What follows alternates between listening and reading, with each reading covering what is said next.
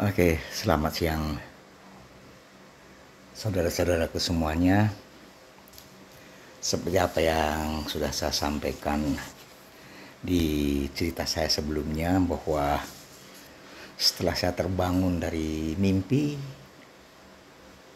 ya saya sampai akhirnya bingung, boleh dikatakan galau. Tapi di balik semua itu tentunya ada hikmahnya. Apa hikmahnya?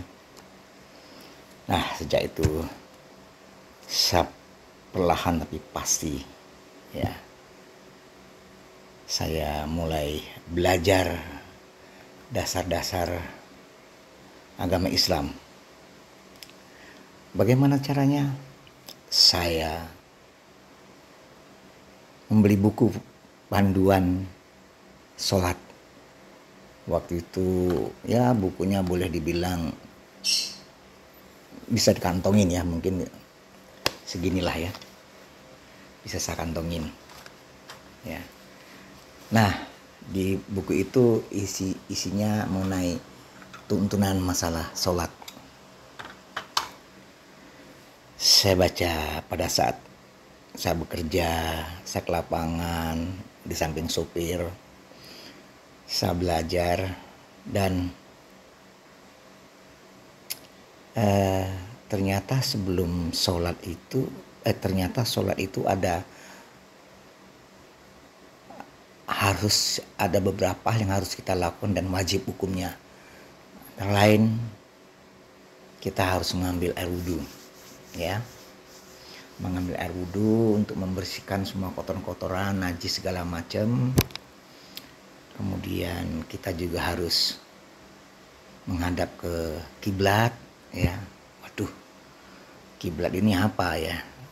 Sayangnya itu kiblat itu ternyata orang yang mau sholat ya. Nah, saya tidak belajar sama siapa-siapa, tapi saya melihat istri saya sholat. Oh, berarti kiblatnya di sini.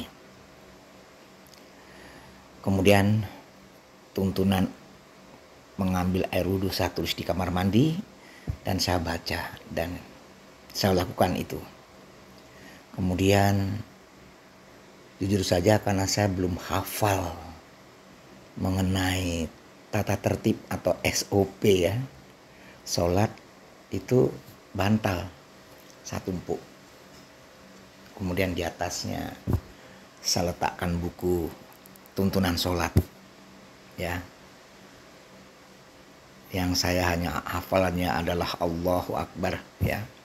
Kemudian untuk membaca Al-Fatihah pun saya belum hafal. Saya lihat bukunya, oh, Bismillahirrahmanirrahim, terus saya belajar, dan itu supaya saya nggak malu.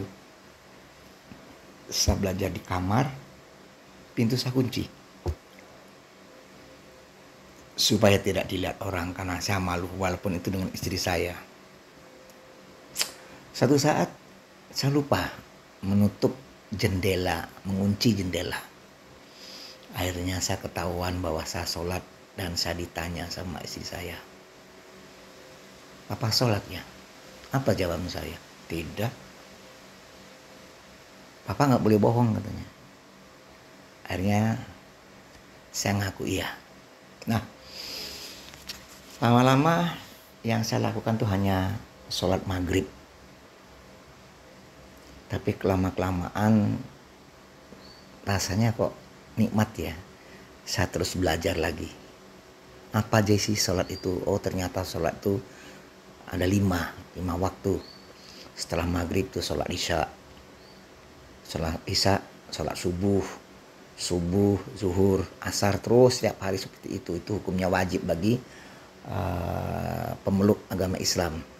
Hukumnya wajib yang sudah usia di atas 7 tahun. Belajarlah saya.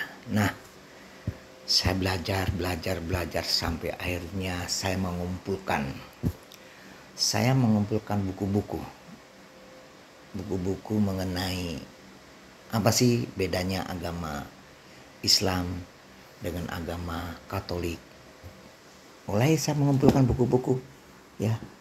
Banyak buku-buku yang saya kumpulkan. Salah satunya adalah ini, ya.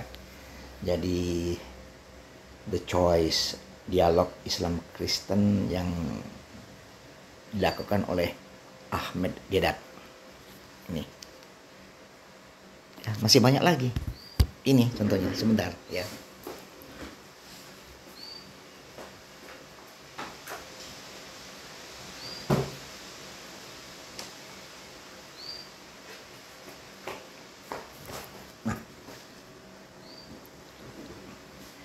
Ini salah satunya, yaitu adalah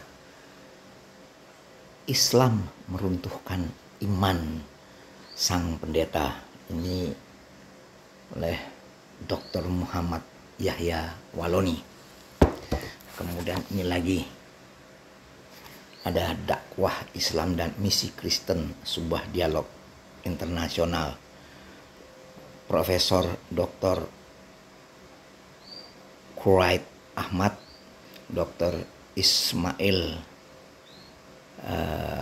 Al-Fariji, Profesor Dr.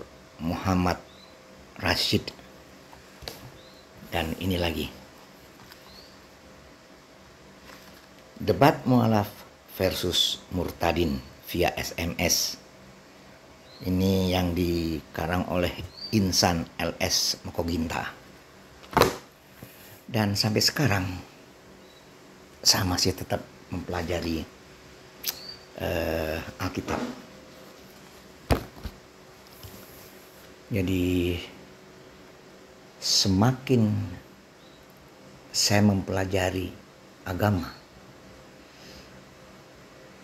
hati saya semakin tertarik sampai saat ini.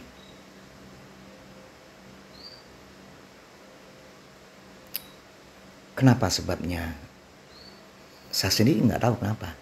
Sangat tertarik sampai sekarang, sampai detik saat ini saya hobi, ya, untuk membaca apa bedanya antara Islam dan Katolik.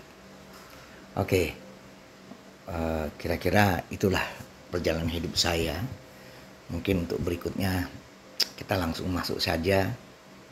Apa sih, benarkah bahwa Yesus yang dituhankan oleh agama Katolik itu benar atau tidak?